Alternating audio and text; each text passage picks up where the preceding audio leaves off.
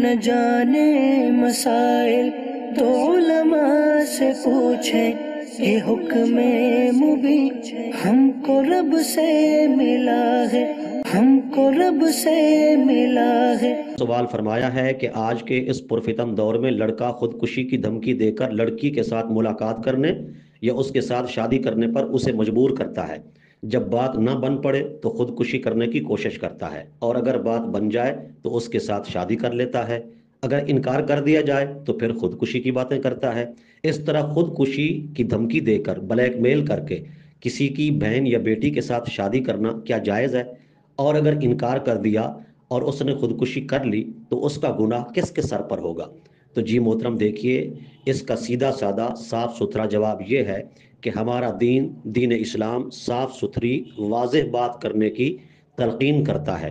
ہمارا دین انکمپلیٹ نہیں، الحمدللہ ہمارا دین کامل ہے، دین اکمل ہے۔ ارشاد باری تعالیٰ ہے، الیوم اکملت لکم دینکم واتممت علیکم نعمتی ورضیت لکم الاسلام دینا۔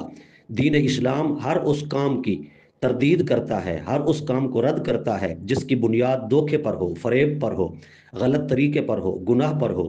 تو جس کام کی بنیاد ہی گناہ ہو، غلط طریقہ ہو، ناجائز طریقہ ہو، تو اسلام اس کی حوصلہ افزائی نہیں کرتا، اس کی حوصلہ شکنی کرتا ہے۔ تو ظاہر سی بات ہے، جب ایک بھونڈے طریقے کے ساتھ ایک عشق و محبت کا جو ہے وہ بدنام زمانہ کھلواڑ کر کے کسی کی بہن کو، کسی کی بیٹی کو پھنسانا، یہ بالکل ناجائز ہے، یہ بنیادی غلط ہے۔ تو ایسی صورتحال پر اگر کوئی خودکشی کر لیتا ہے تو اس کا گناہ اسی کے سر پر ہوگا، کسی اور کے سر پر نہیں ہوگا۔ کوئی اور اس کے گناہ کی ذمہ داری قبول نہیں کر سکتا، اور دین اسلام بھی اس کی قطعاً اجازت نہیں دیتا ہے۔ لہذا کسی کی بیٹی کے ساتھ، کسی کی بہن کے ساتھ فضول محبت کے نام پر، عشق کے نام پر کھلواڑ کرنا، ان کی عزتوں کو پائمال کرنا، ان کی عزتوں کے ساتھ کھیلنا، ان کی پردہ دری کرنا بالکل حرام حرام حرام، جہنم میں لے جانے والا کام ہے۔